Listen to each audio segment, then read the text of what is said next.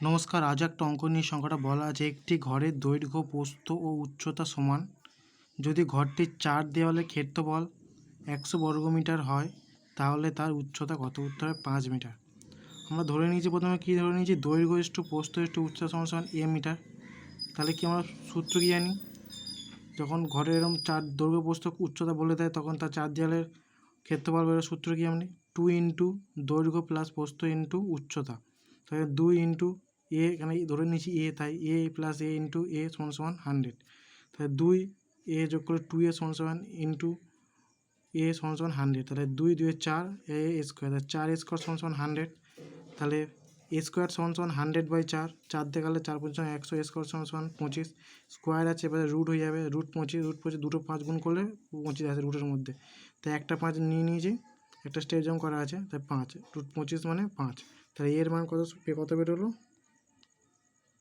5। এটাই উত্তর। আশা করি সবাই বুঝতে পেরেছো। এছাড়া তোমরা আমার হোয়াটসঅ্যাপ ও টেলিগ্রাম চ্যানেল জয়েন করে নেবে, যেখানে প্র্যাকটিস এবং মক টেস্ট দেওয়া হয়, যার লিঙ্ক অঙ্কের ডিসক্রিপশানে দেওয়া আছে।